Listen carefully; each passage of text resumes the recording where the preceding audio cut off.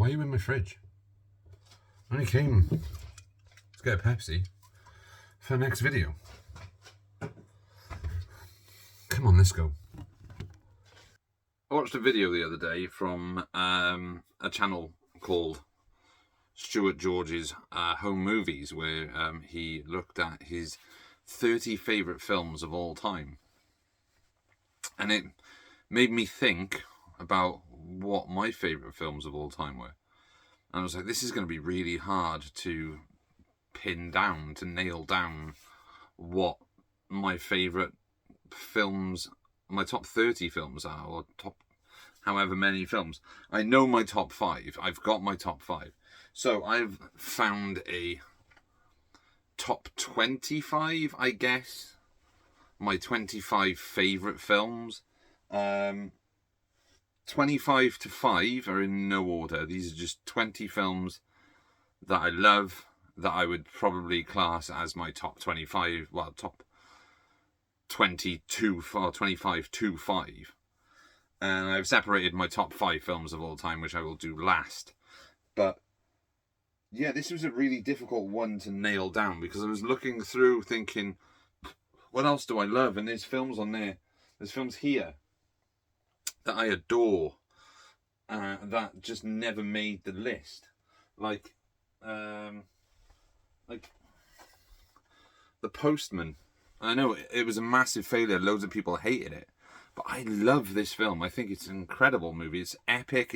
It's a western, but a post-apocalyptic western, and it works on such a corny, but also like huge scale effort, that I think more people need to reevaluate the awesomeness of The Postman.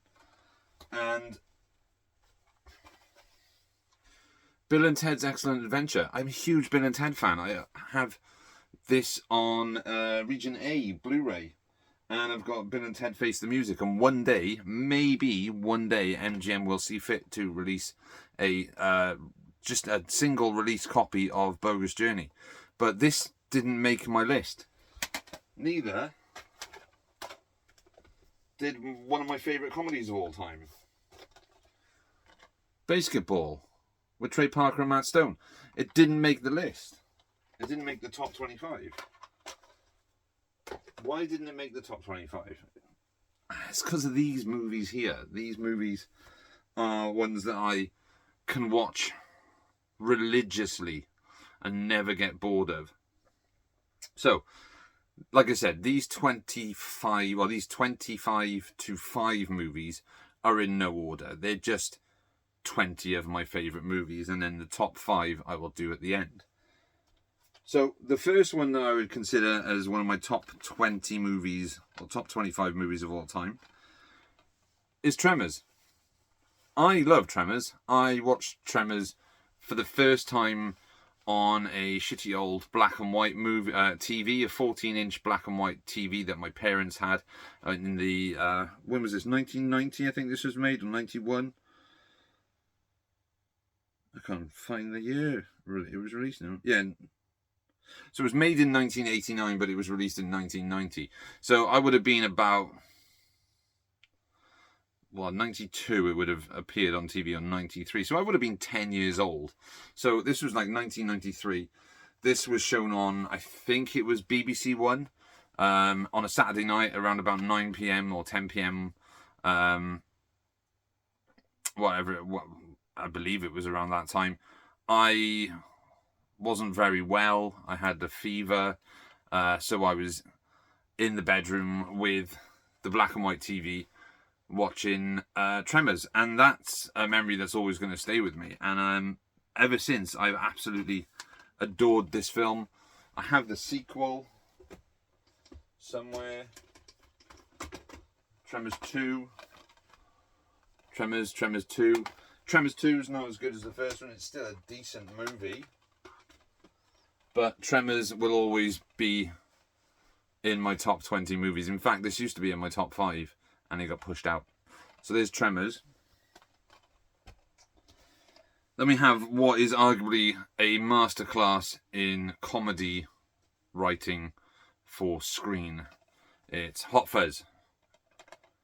written by Simon Pegg and Edgar Wright, directed by Edgar Wright, and starring Simon Pegg and Nick Frost.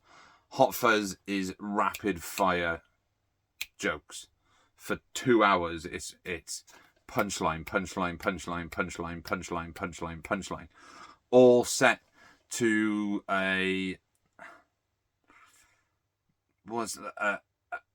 plot that involves slasher movies and US cop movies like Bad Boys and action movies like Die Hard and Point Break and stuff, and it's just endlessly rewatchable. If this ever comes on TV when I'm flicking through the channels and it's like halfway through, same with Pulp Fiction, I can just easily just slide in and watch this, no problem at all. And while I love Shaun of the Dead, I absolutely love Shaun of the Dead, and I love Spaced, I think Hot Fuzz is probably the best of the three films that Edgar Wright, Simon Pegg and Nick Frost all collaborated on post Spaced. So yeah, Hot Fuzz, fucking awesome movie.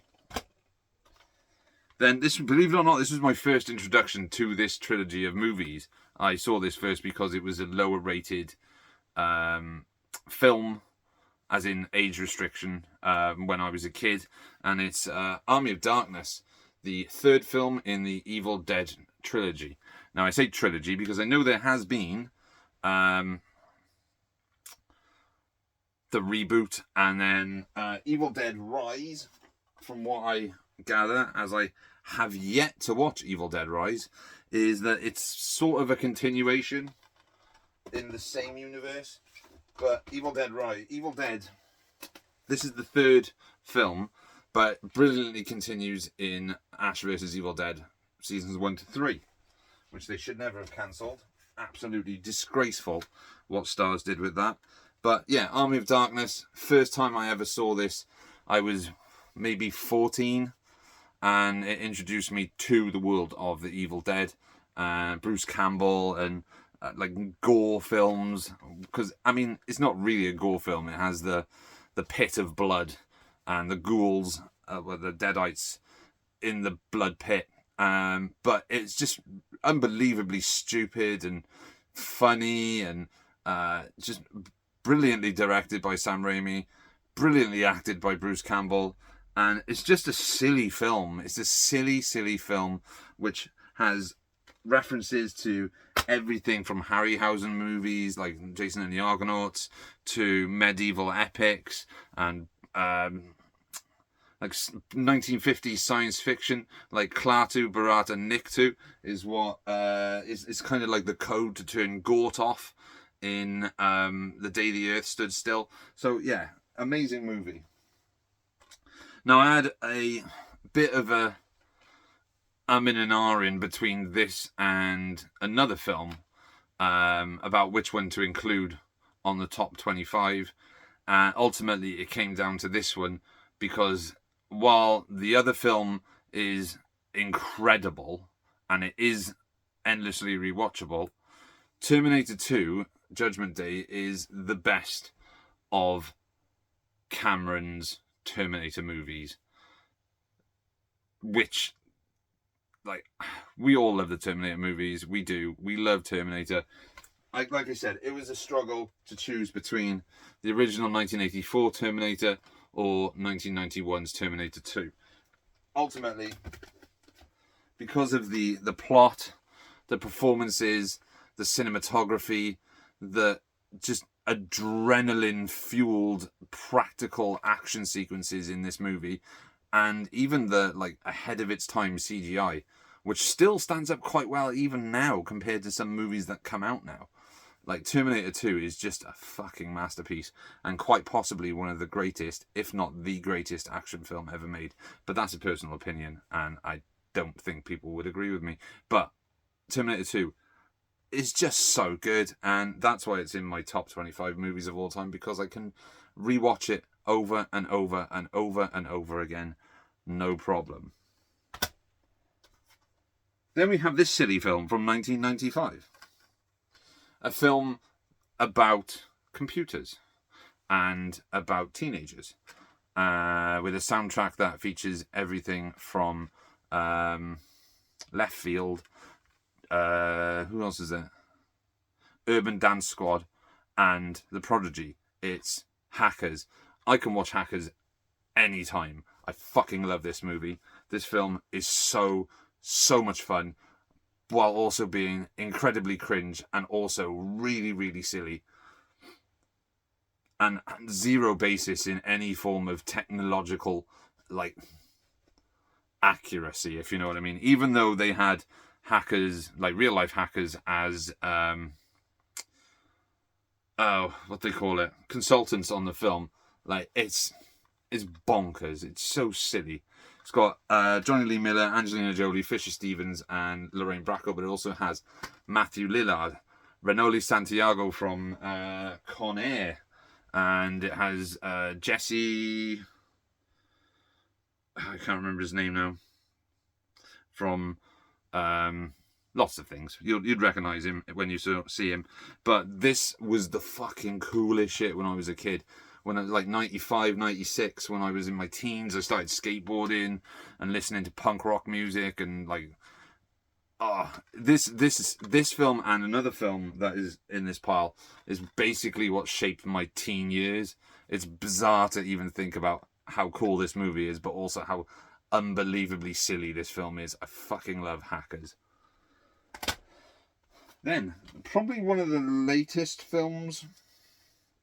Actually, there is a later film on this list. This is one of the later films on this list. Is John Wick Chapter 1. Now, I could have chose John Wick Chapter 2 or John Wick Chapter 3 because I tend to watch them all in one after the other. I think 3 is way stronger than 2. And 4, while is a very good film, it's very overlong and does get a little bit quite boring after a while when there's an action sequence that's 20 to 25 minutes long and it's just John Wick shooting people in the face. It gets a little bit tiresome. But this is probably one of the most perfect action films ever made. It's 90 minutes. I think it's 90 minutes. Oh, sorry, it's 101 minutes. It's Keanu Reeves being all kinds of badass. It's got fantastic cinematography, a fantastic soundtrack and score. It's got a great script written by Derek Kolstad and brilliant direction by Chad Stahelski. And Keanu Reeves is just fucking unbelievable in this movie. One of the best scenes I've seen in years is, to set up a character, is the scene where John Leguizamo's character, who only appears in it briefly, contacts the Russian mob boss and tells him that his son stole a car and it wasn't the car he stole, it was the owner of the car who he's going to have problems with. And Vigo, which is the character's name, just says, oh, in a matter of fact, sort of, oh shit kind of way. Because John Wick is an unstoppable killing machine, and the idea of him being back in the world of assassins and crime families and on the streets of New York and stuff puts the fear of God into him. Like he explains to his son, he says he was the guy that they called to kill the boogie monster. That is how scared Vigo is of John Wick. It's such a good fucking movie, and personally I think, like I said, it's top tier, almost a perfect action movie. Then, probably the greatest science fiction horror film of all time, John Carpenter's The Thing. I love this movie. I watch it, believe it or not, I watch it every Christmas. Because of the snow, it kind of gives me this sort of festive vibe. I guess that's weird, but I think a lot of people also do the same thing. I also watch it at Halloween because it's a horror movie.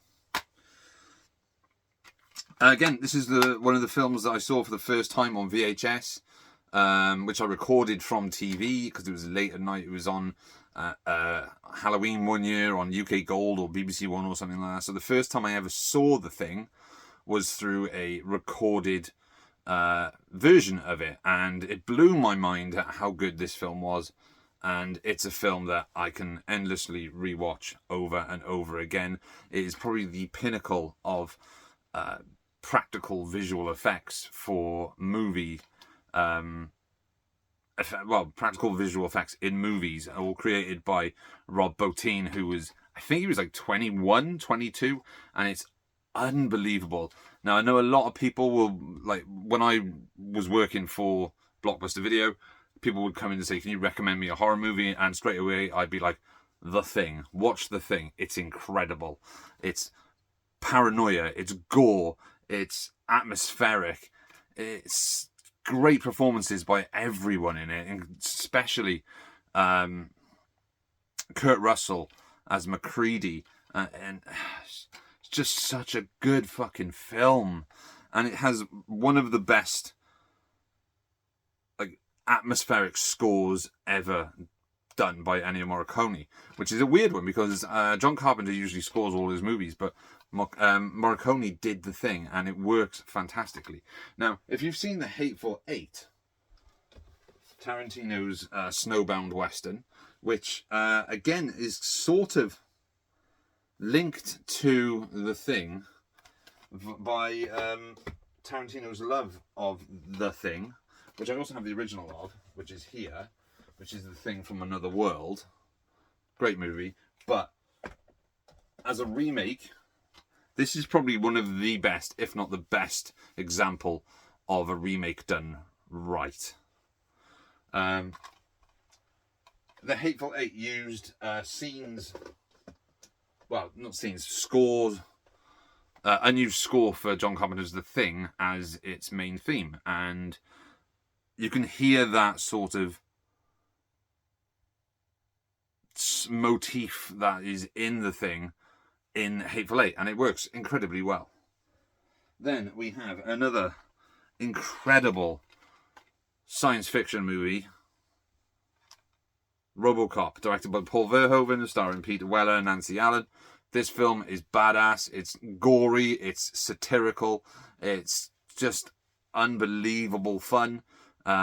The sequels aren't great. I mean, number 2 is pretty fun. It's not a patch on Paul Verhoeven's original, but it is a lot of fun, and it's so good. And I think what really makes this work is the satire of the film. Because, I mean, that's the good thing about Paul Verhoeven. He takes films that on paper could sound a little bit silly, like RoboCop. It's a cop who gets shot and he's turned into a robot, which is it's a very 80s plot, but he turns it into something unbelievably special by satirizing consumerism and big multinational companies and stuff like that, and how the law is now owned by these big multinational companies. It's just such a good film. It's unbelievably gory as well. So violent, which is what I love about Paul Verhoeven films. Like, if you look at Total Recall's unbelievably violent. Paul Verhoeven. Starship Troopers, unbelievably violent. Satirical. Paul Verhoeven. They just work so well. In fact, I was going to put Starship Troopers onto this because I fucking adore Starship Troopers, but there were other films that I adore a little bit more. So RoboCop is just such a good film. In fact, I'm going to put RoboCop on the shelf. Next we have, now, one Trey Parker and Matt Stone film didn't make it, which is Basketball. Yeah, I know they didn't direct it, but they did direct South Park Bigger, Longer and Uncut, which is the movie of the TV series South Park. Now up here, you can't see because the camera's not there, but I have seasons 1 to 20 of South Park.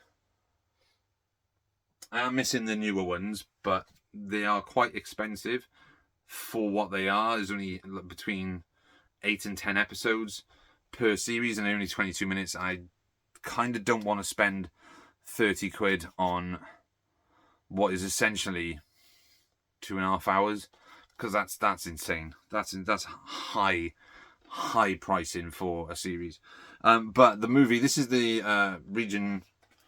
I want to say region A, but it's complete because it's Paramount and it's Warner Brothers, so it's region 3, which is really cool. And this is a great Blu-ray, by the way. I love the cover of this. But they could have had that as the slip, and then the actual poster artwork that they had, the red poster artwork with Cartman in the center, as the insights one, or they could have had reversible. But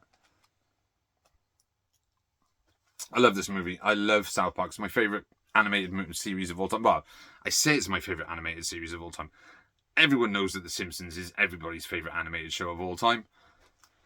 This is probably my second favorite animated show of all time, and I can watch it religiously again. I watch South Park when I'm ill, so if I'm feeling really down and I want something to cheer me up, I will watch The Simpsons, or I will watch countless episodes of South Park, which anything past series 4 is probably the best bet, because series 1 to 4 are a little bit hard to watch now because they hadn't really hit their stride or animation quality by that time, and it was still like stupid things like aliens putting probes up Carmen's ass and stuff like that. But the movie, not only is the movie a lot of fun to watch and has a really, really silly plot, but a really good plot as well, it's also really good satire and critique on movie censorship, which is like, at least some people are standing up for movie censorship and how you are cancelling people because of the content that is in a film aimed at adults,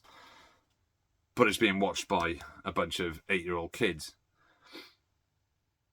But what makes this stand out more than any other animated movie is the soundtrack. The soundtrack is incredible, because not only did they make a film about censorship and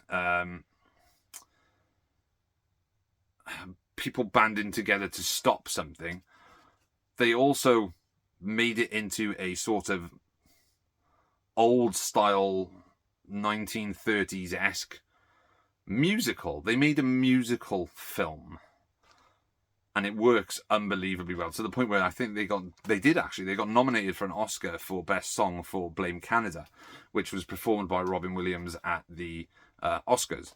But unfortunately, they lost to Phil Collins, who won for Tarzan, I think it was, which they ripped the piss out of him in the following episodes that were shown post the Oscars. But South Park Bigger, Longer, Uncut is just so good, and I fucking love that film. Sorry, the light has just died on me because my battery pack has completely died. But we're back in the cavern. Then another film from the 90s. In fact, I think this is from the same year, 1995. Yeah, there's another film that shaped me. So there was the Hackers, this film, and another film that was basically my go-to movies when I was in my teens, that basically shaped my sense of dress, my sense of humour, my sense of music and stuff like that, is Empire Records. Again, another fantastic 90s comedy. Great cast in this as well. Liv Tyler, Renée Zellweger, who else is there? Anthony LaPaglia. Oh, good Lord. I'm drawing a blank now. Ethan Embry, Robin Turney or Tooney, and Maxwell Caulfield from Grease 2, later Holby City. Grease 2 almost went on the list because I fucking love Grease 2. Same as Flash Gordon. But this is such a good film. It's so good. It's set over the course of a day, follows the employees of a record store who find out that one of their co-workers has taken money to a casino, has lost it because he found out that the record store is being sold to be turned into something else. Well, turned into sort of like a chain record store. So he takes the money to try and double it to be able to buy the record store, Empire Records. But that goes tits up, and the day that they find out that happened, or the day after that he loses all the money, is a day where a former 80s pop star is coming to sign records, a man by the name of Rex Manning, played by Maxwell Caulfield. And it's just so good. It's so much fun. It's such a good little film. It's got a great soundtrack, fantastic cast, just really, really good all around, and it has that sort of mid-90s like slacker sort of stoner vibe to it, like Kevin Smith movies like Mallrats and Clerks, and like the Jay and Silent Bob type of stuff. Even though Jay and Silent Bob movies came later, Empire Records has that sort of vibe to it, while also being not only quite a nice movie anyway, but also a really good comedy. So yeah, Empire Records is one that is really easy to watch, and one that I watch quite often. So then the first of my Quentin Tarantino films on this. Now, I know what you're thinking. Pete, what are your Quentin Tarantino films going to be? He's only made 8. What are they going to be? Well, I say 8. He's made 9. I think number 10 is the last one he's going to direct. What could be on my list? Could it be Reservoir Dogs? Could it be Jackie Brown? Could it be Pulp Fiction?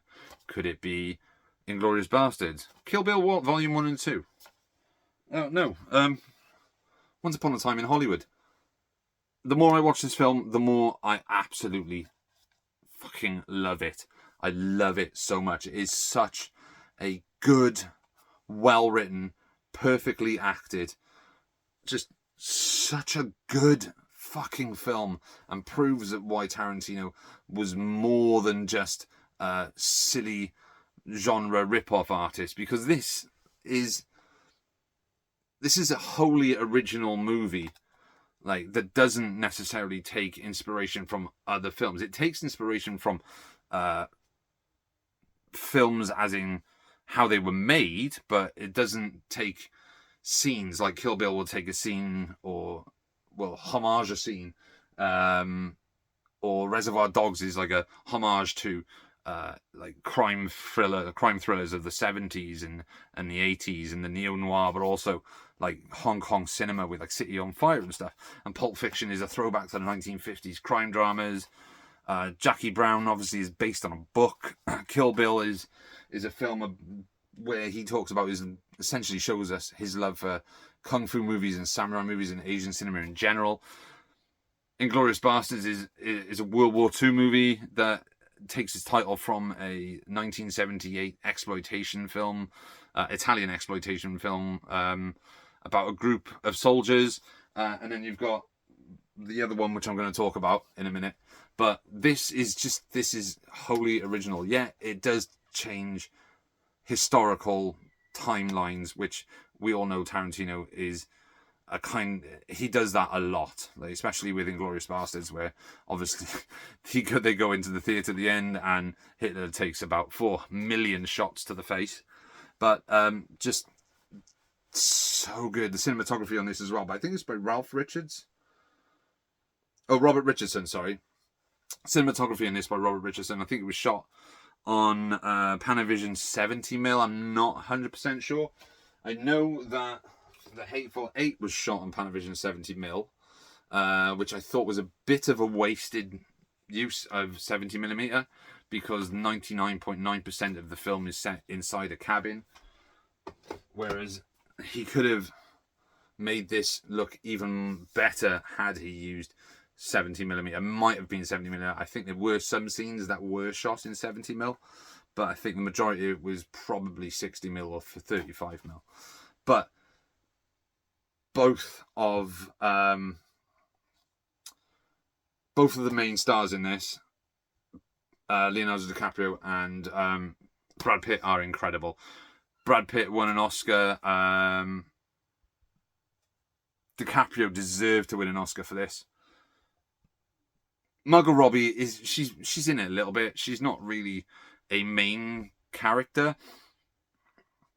I think it's only because Rick Dalton, Leonardo DiCaprio's character, lives next door to Sharon Tate and Roman Polanski, that he was able to just like add that whole section well, that whole historical moment into the film, but also subvert it.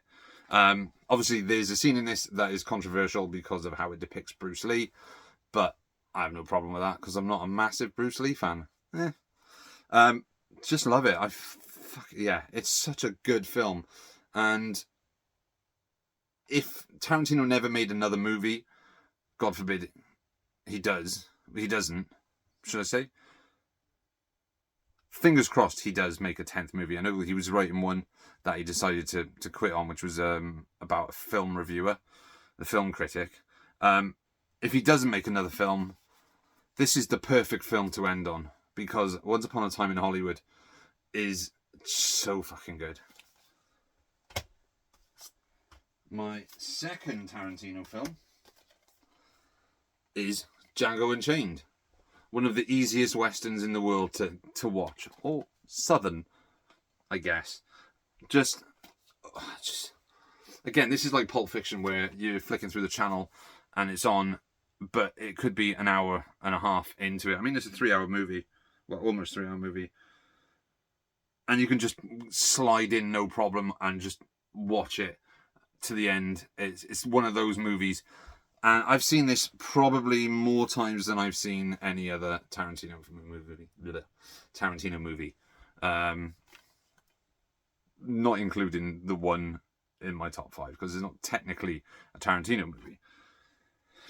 But yeah, Django Unchained, so good. Jamie Foxx is phenomenal. Again, DiCaprio again should have won an Oscar for his performance as Calvin Candy. Christoph Waltz did win an Oscar. Incredible performance by Christoph Waltz.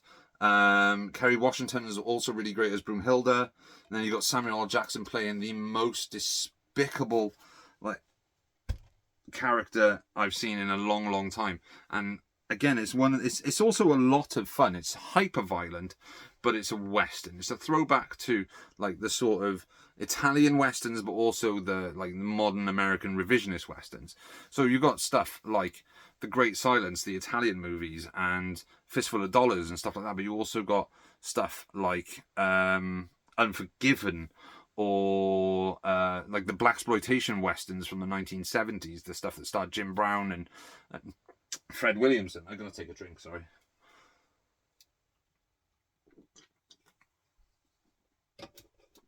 And it's just a great movie.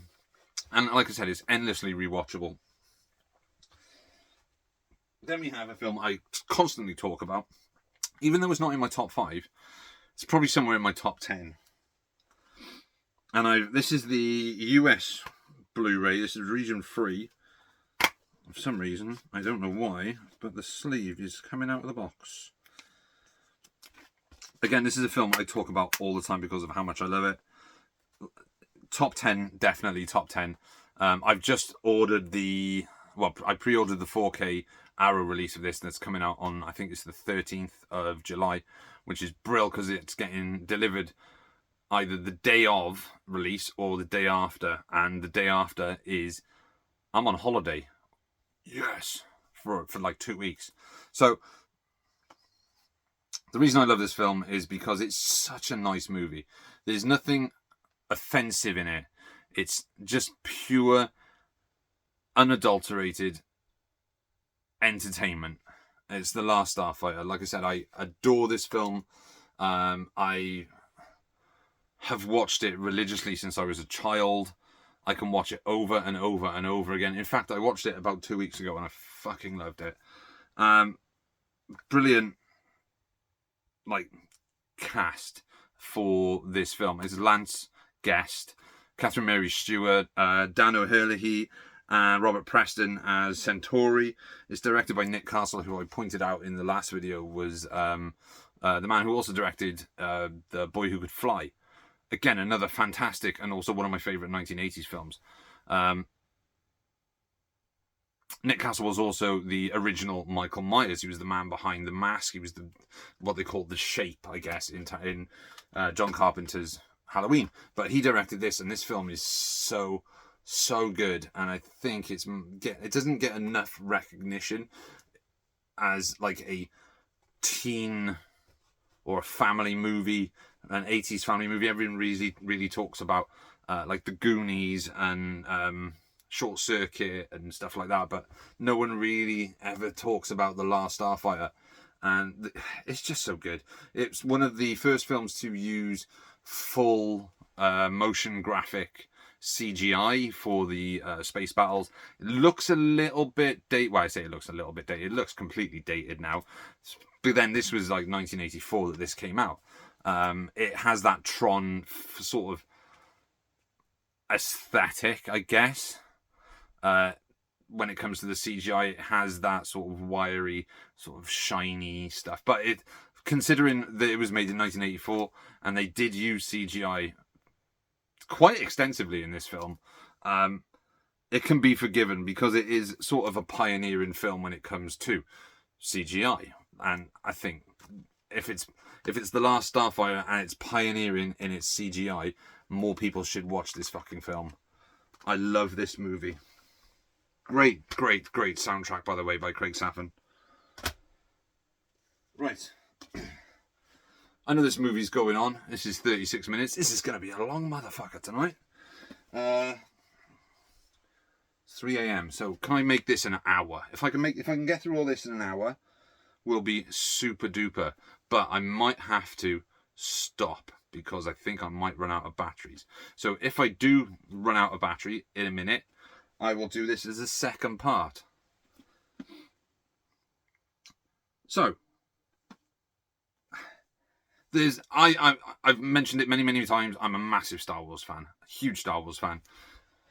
Got the Star Wars Skywalker collection there. I did a video on my Star Wars, part one of my Star Wars collection, which I was going to do another one, but it didn't really get that many views.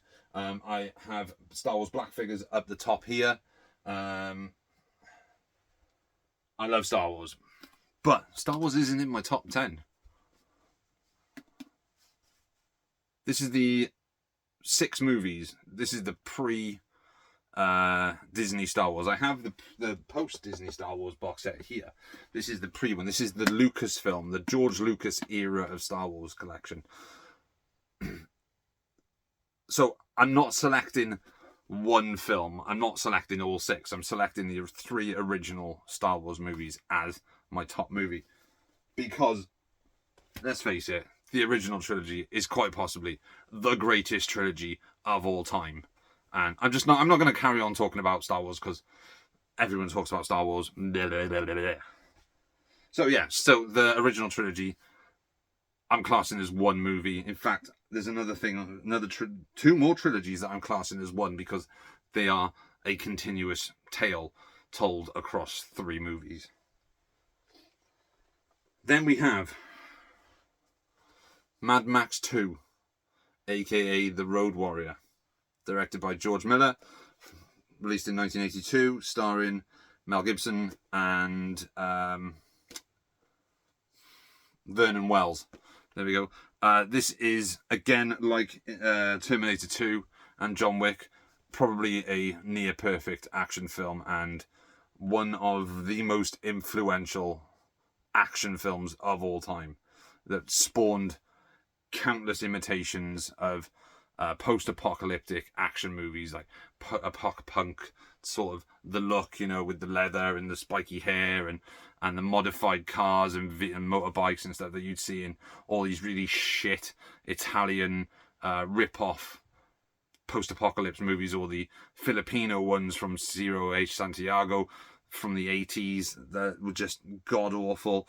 I mean, there are some appallingly bad post-apocalypse movies from Italy that are basically total rip-offs of this. Warriors of the Wasteland, which I think is a Enzo Castellari movie. I'm not 100% sure. I think it is. And 2019, The Fall of New York. Fucking atrocious movies. There is one, I think Bruno Mattei directed a film called Rats, which is post-apocalyptic, and it's fucking terrible. Yeah, everybody fucking loves it. But Mad Max 2, The Road Warrior, is incredible. I was going to put another Mad Max film on this list, but I thought, even though I do absolutely adore it, and it is, again, alongside this, Terminator 2 and John Wick, a near-perfect action film, same as Die Hard, but Die Hard's not on the list. I love Die Hard, but not enough to put it on the list. Was I'm actually looking at it. It's in a pile by there. Is Fury Road, and I fucking love Fury Road. So yeah, Mad Max, The Road Warrior, incredible action film. Just one of the greatest action films of all time. Made on a very low budget compared to what I'm assuming Furiosa was made for. I think Furiosa was made for something like 200 or 150 million, and Fury Road was made for 100 million. I think this was made for like 5 million. Insane. Love it. Absolutely incredible film. Then we have... What are we? Do you know what? I'm actually going to stop it. I'm going to stop the video here because I've got 10 movies left. So I'm going to do my top 10 in a second video. So that is 25 to 10 of my favourite movies of all time. Coming up in the next video will be 10 to 1. And there's some great movies in here. And these are I'd say these are my favourite films of all time. These are my top 10 favourite films of all time. So, thank you all for watching part 1 of my favourite films. I will do a part 2, like I just said, because I want to count down the rest of these. Thank you very much for watching the last video. We hit, us as a community of Blu-ray collectors, we hit 1.2 thousand views in less than 3 days, and I think that's incredible. So you guys seem to enjoy my ramblings and my pickups and stuff, and I just thought this would be quite an interesting thing to look at. So thanks to Stuart George's Home Movies for giving me this idea. Yes, this video is long. All my videos are long. Go check out his channel. Thank you very much. Tune in for part 2 soon. So this is part 1. See you in part 2. Peace. I'm out.